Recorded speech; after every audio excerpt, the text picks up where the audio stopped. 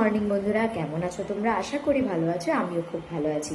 Mum's daily blog চ্যানেলে তোমাদের সবাইকে স্বাগত জানাই। আবার একটা নতুন দিনের নতুন ব্লগ নিয়ে চলে এসেছি আমি তোমাদের সামনে। লাইক শেয়ার সাবস্ক্রাইব করতে ভুলো না। সাবস্ক্রাইব বাটনটা আগে ক্লিক করো, লাইক করো, করেছো তো?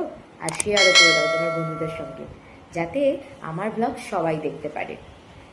আজ মঙ্গলবার, তোমরা তো জানো যে দেখতেই পেলে যে ছেলেকে স্কুলে পাঠিয়েছি আজকে, কিন্তু এখনও তোমাদের দাদার শরীর এখনও ঠিক হয়নি। শরীরটা ভীষণ খারাপ রয়েছে। এতক্ষণ বাড়িতে ছিল, এখন বাজে ঘড়িতে 8:30।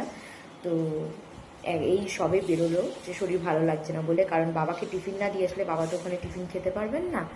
তো ওর জন্য গেছে, আবার চলেও আসবে তাড়াতাড়ি। আর ছেলের 12টার দিকে ছুটি, 12টার দিকে ছেলেকে স্কুলেও আনতে যেতে হবে ওকে। এই হচ্ছে ব্যাপার। তো বাড়িতে যদি কেউ একজন শরীর খারাপ হয়ে যায় তাহলে খুব অসুবিধা হয়। তো যেহেতু আমি থাইরয়েডের ওষুধ খাই, আজকে মঙ্গলবার, পুজোও দিতে হবে, তো আমি কি করি, একটুখানি চাটা খেয়ে নিই। এক একদিন সময় পাই, এক একদিন সময় পাই না। আজকে সময় পেয়েছি।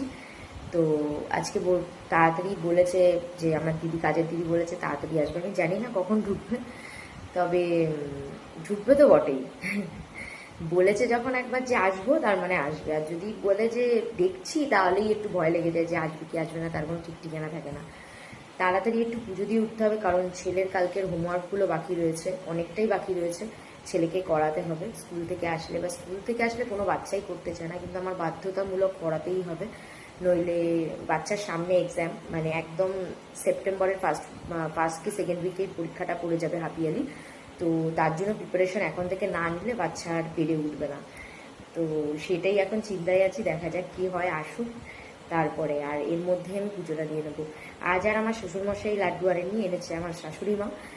সামনে দিয়ে লাড্ডুটা এনে দিয়েছে যে তাড়াতাড়ি তুই পুজো করে নে, কারণ আবার তো ছেলে আসবে, তোকে ছেলেকে পড়াতে হবে।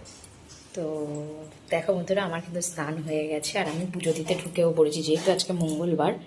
তো আমি সকালবেলা গোপালকে খেতে দিয়ে গেছিলাম। আজকে যেহেতু মঙ্গলবার, আজকে তো পুজো একটু অন্য রকমের হয়, সেটা তো তোমরা সবাই জানো। তো আমি এখন পুজো দিতে ঢুকবো, কাছাকাছিও করা হয়ে গেছে। আগে পুজো দিয়ে নিয়ে তারপরে জামা কাপড় শুকোতে দেবো, কারণ অলরেডি এখন বাজে 11:30। 12টার মধ্যে যে করে হোক পুজোতে বসতে হয় সাধারণত, কিন্তু আমার সময় হয়ে ওঠে না, কারণ আমার কাজ থাকে, ঘরের অন্য রকমের কাজ থাকে। যতই কাজের লোক থাকুক না কেন, যাদের বাড়িতে কাজের লোক আছে তারাও ভালো মতন জানো যে কতটা কাজ থাকতে পারে। তো ছেলে আসার আগে পুজোটা দিয়ে নিই, তারপরে আবার কথা বলছি। আমার পুজো হয়ে গেছে আর আমার ছেলেও চলে এসছে, ওকে স্নান করিয়ে দিচ্ছে। স্নান করে দেওয়াতে ও পড়তে বসেছে, কারণ ওর হোমওয়ার্কগুলো করা হয়নি অনেকগুলো, তো ওটা সেটা পড়তে বসেছে। চুলও এখনও আঁচড়াইনি, মানে আমি পুজো দিয়ে উঠে ওর এখন চুল আঁচড়াবো, এই অবস্থায় গিয়ে দাঁড়িয়েছে।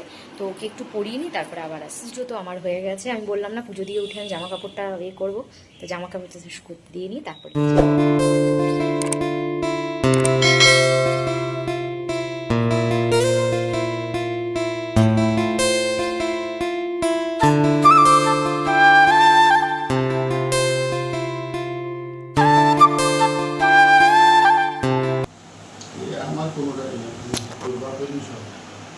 দাদু এখানে আয়রন করছে, তুই তো মাঝখানের ঘরে পড়তে পারতিস।